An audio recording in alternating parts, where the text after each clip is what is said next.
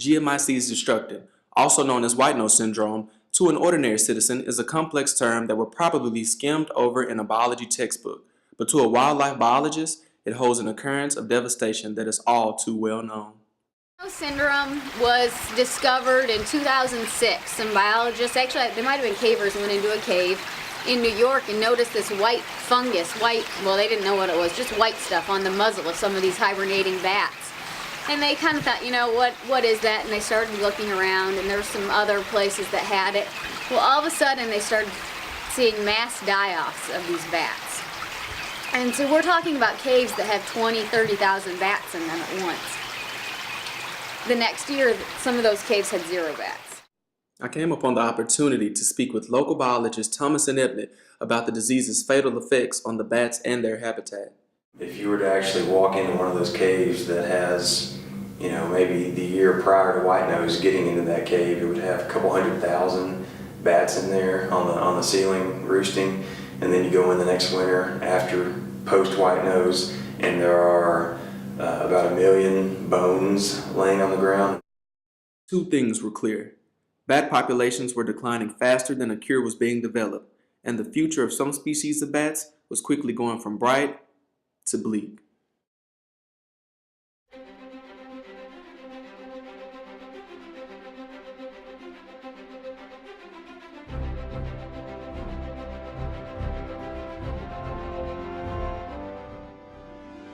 Thankfully, we have the power to influence our communities in innovative ways.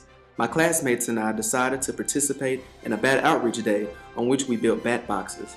I had never heard of such a thing, but as the day went on and information started to flow through the air, the box's importance became more and more apparent. The reason why you would put bat boxes out is because bats are important, and you're providing shelter for them that they might not already have. We had never experienced bat box building, but the kits and instructions were available, so we dug in with open ears and willing minds.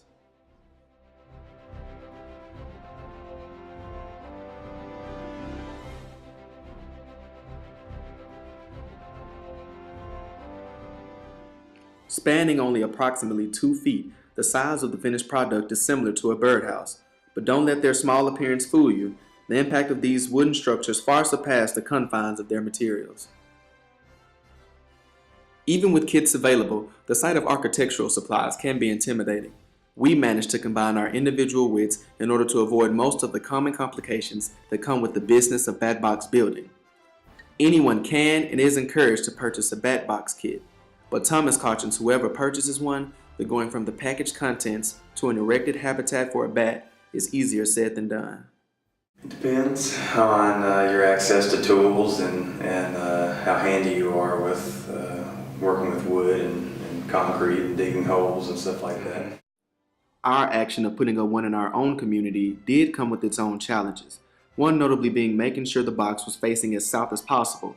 But even freshmen hard at work can manage to squeeze out perfection when it's needed. Yes, white nose syndrome is a widespread and deadly disease, but that doesn't mean that the fight against it is out of our reach.